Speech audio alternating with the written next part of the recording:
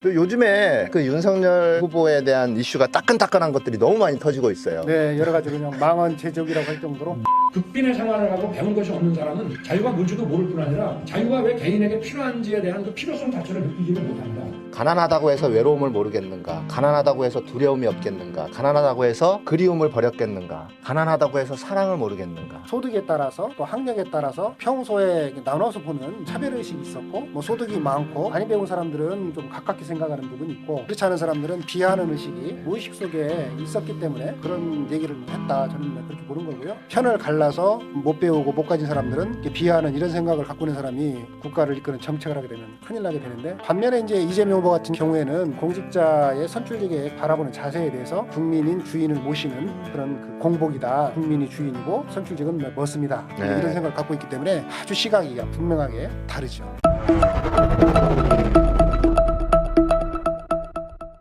또 요즘에 워낙 그 윤석열 후보에 대한 이슈가 따끈따끈한 것들이 너무 많이 터지고 있어요. 네, 여러 가지 그냥 망언 제적이라고 할 정도로. 네, 그렇습니다. 그렇죠.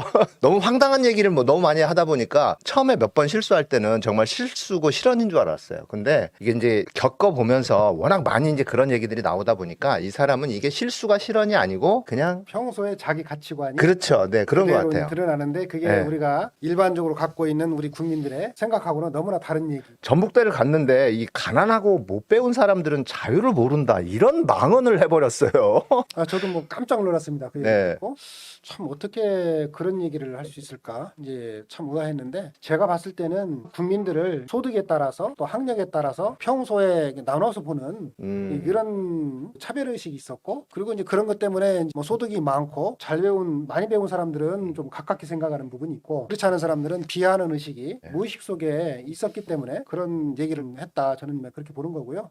그런데 이제 만약에 이제 그런 사람이 그것은 사실 뭐 준비의 문제가 아니라 이 철학의 문제이기 때문에 그렇죠. 그런 네. 사람이 대통령이 되면은 걱정이 많이 됩니다. 근데 이제 그 얘기만 드릴게요. 사실은 우리 헌법이 인간의 존엄성을 갖고 있고 우리 국민이 바로 주권자거든요. 네네. 다시 말해서 나라의 주인이에요. 많이 배우고 적게 가지냐 이게 문제가 아니고 실제로 나라의 주인이기 때문에 선출직 공직자를 하려고 하는 사람들은 그런 생각이 있어야 되거든요. 그런 점에서 보면은 편을 갈라서 못 배우고 못 가진 사람들은 이렇게 비하하는 이런 생각을 갖고 있는 사람이 국가를 이끄는 정책을 하게 되면 큰일 나게 되는데, 반면에 이제 이재명 후보 같은 경우에는 공직자의 선출직에 그 바라보는 자세에 대해서 국민인 주인을 모시는 그런 그 공복이다, 국민이 주인이고 선출직은 멋습니다, 네. 이런 생각을 갖고 있기 때문에 아주 시각이 분명하게 다르죠. 네네, 그런 것 같아요. 이제 이 사건이 어제 오후에 터졌어요. 근데 네. 의원님 어제 바로 이제 보도자료 논평을 또 내셨네요. 대통령 선거에 출마하고 전북을 단 한 차례도 방문하지 않다가 처음 와서 한다는 말이 고작 망언입니까? 이런 논평을 내셨습니다. 전 이게 이제 밤에 내신 거잖아요. 그렇죠. 윤석열 후보의 자유관은 인간의 자존감을 모멸하고 혁명의 고장 전북을 능멸하는 것입니다라고 해서 저는 되게 깜짝 놀란 게 이게 바로 이런 또 논평이 바로 나올 수 있나라는 생각도 들더라고요. 아니 더군다나 우리 네. 전라북도에 와서 그런 네네. 발언을 했는데, 네네. 또 우리 전라북도가 과거부터 우리 통합농민혁명의 그 정신이 깃든 곳이고 민주주의를 사랑하는 정치 수준이 높은 곳이거든요. 네. 그래서 어떻게 보면 참 전북에 와서 그런 얘기를 했을 때 저희들이 그 점에 대해서는 정확하게 지적을 해주는 것이 맞다, 이런 생각이 들어서요, 그렇게 논평을 했습니다. 저희 사실 이제 민주진영 지지자들이 이런 부분들의 모습을 많이 기대를 하고 있는 거거든요. 의원님들께. 네. 그래서 이제 이런 모습들은 굉장히 참 좋은 모습인 것 같아요. 자, 그리고 윤석열 후보가 했던 망언이 또 하나가 있어요, 어제. 이건 망언이라고 해야 되나? 세상 물정을 모른다고 해야 되나? 구인구직 앱, 뭐 몇 년 내에 뭐 나올 수 있다, 뭐 이런 발언을 또 해버렸어요. 제가 봤을 땐 뭐 그거는 망언이라기보다는 네. 사실은 너무나 이제 세상 돌아가는 것을 모르는 그렇죠. 무식의 산물이고 어떻게 보면 세상 물정을 모르는 거죠. 근데 네. 이제 재미있는 게 그 얘기가 나온 게 이제 말하자면 우리 사회가 4차 산업혁명 시대에 디지털 전환을 해야 되기 때문에 네. 그만큼 이제 빠르게 우리가 그 세상의 변화에 적응해야 된다. 그리고 그 과정에서 일자리를 이렇게 구인과 구직이 말하자면 앱을 통해서 이제 빠르게 네. 연결돼야 된다. 네네. 당연히 그 말 자체는 맞는 건데 이미 예를 들어서 1998년 6월부터 그런 구인구직을 연결한 앱인 인크루트라는 그 네. 앱이 나와서 지금 하고 있고, 또 실제 시중에도 그런 앱들이 많이 있다고 굉장히 해요. 많이 있죠. 예, 근데 그런 걸 전혀 모르는 상태에서 디지털 시대를 얘기하고 하는데 그야말로 참 뭐 산무라는 말이 있는데 실감하게 되는 무식무지 거죠. 네. 제가 알기로는 이 뭐 인크루트랄지 사람인 뭐 잡코리아 뭐 이런 부분들의 앱이 한 10년 정도 된 걸로 알고 있어요. 그리고 알바몬 같은 경우에는 사실 이게 굉장히 그 많은 히트 CF 알바몬, 꿀 알바를 찾을 땐 뭐 등록금도 내 손으로 알바몬 뭐 이런 것도 있었죠. 예를 들자면 알바몬 광고를 하려고 하는 건 아닌데 아무튼 이제 그렇게 어떤 앱들도 많이 나오고 있는데도 불구하고 이 세상 물정 모르고 본인이 사실은 취업할 수 있는 어떤 그런 기회 자체가 전혀 없었기 때문에 그런 그렇죠. 앱을 또 사용을 해본 경험이 없는 거잖아요. 그리고 그렇죠. 주변 사람들도 마찬가지인 것 같아요. 예, 그렇죠. 그러니까 예. 이제 사실은 이제 그런 분이 우리 청년들의 취업의 어려움이라든가 또 일자리를 얻기 위해서 얼마나 고생하는지 이런 거에 대한 말하자면 인식이 안 돼 있는데 예. 아는 것처럼 이제 얘기를 하다 보니까 그런 뭐 사고가 터진 거죠. 그러니까 모르면 가만히 있으면 되는데 내가 모르는 분야에 대해서는 발언을 안 하고 있는 게 차라리 낫지 않겠어요. 근데 모르는 사람이 자꾸 이렇게 뭔가 아는 척을 하면서 이렇게 막 뭔가 망언이 터져 나오고 하는 부분들 너무 안타까워요. 그리고 저는 한편으로는 윤석열 후보를 보면서 순진하구나, 너무 순수해 보인다 이런 생각까지 들어요.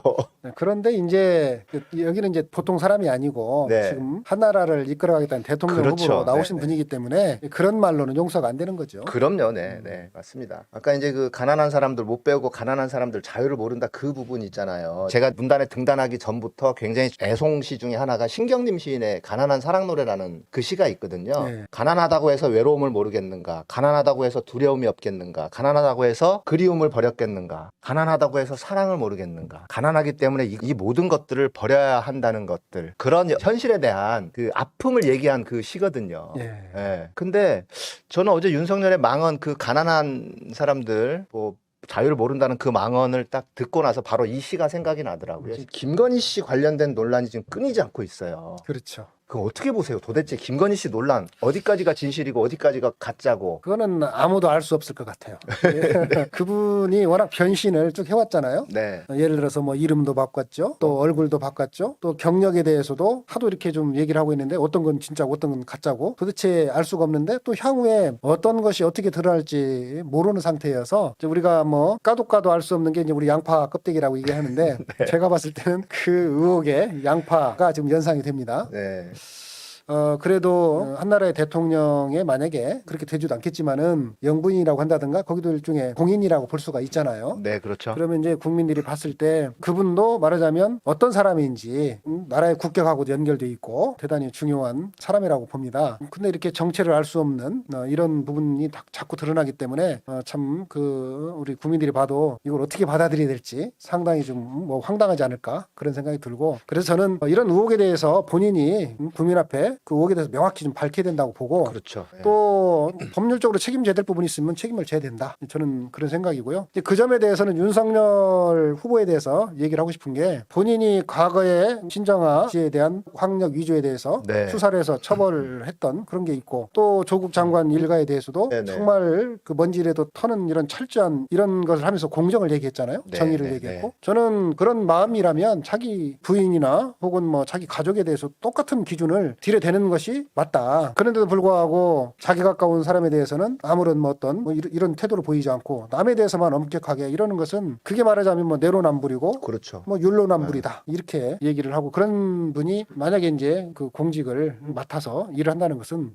참 여러 가지 국민적인 갈등과 또 혼란을 일으킬 수 있는 그런 위험한 상황이 된다 이렇게 말씀드리고 싶습니다. 또 그리고 이런 얘기를 또 했어요. 그러니까 이제 김건희 씨에 관련된 논란이 끊임없이 이제 터지고 나오니까 청와대 들어가면 뭐 제2부속실을 폐지하겠다라는 그런 발언을 했어요. 그 제2부속실 같은 경우에는 배우자랄지 그 가족들에 대한 관리가 들어가는 그런 역할을 하는 부서잖아요. 청와대 네. 내에서. 네. 이게 말이 되는 건가요? 제2부속실을 폐지한다는 게? 저는 뭐 또 이제 그런 비판이 있으니까 그냥 하는 얘기라고 생각이 들고요. 저는 뭐 어쨌든 오히려 더 철저하게 가족이나 이런 부분들이 문제가 생기지 않도록 관리를 잘 해야 된다고 보고 문제는 이제 그런 현재 있는 그 비리에 대해서도 명확한 사과인지 아닌지 네. 이것도 좀 말하자면 진정성에 대한 여러 가지 의구심이 있잖아요. 진정성 있는 자세가 필요하다. 저는 그런 말씀을 드리고 싶습니다. 그러니까 이제 윤석열 후보가 방송에 나와서 언론 앞에서 사과를 한다고 했는데 그게 진정성 있는 사과냐 이게 아니라 그냥 사과문을 낭독한 거였잖아요. 그러다 보니까 이제 네. 과거에 그게 이제 뭐 사과는 개나 주라 하는 것처럼 네. 이런 뭐 개사과에 관련된 그런 거죠.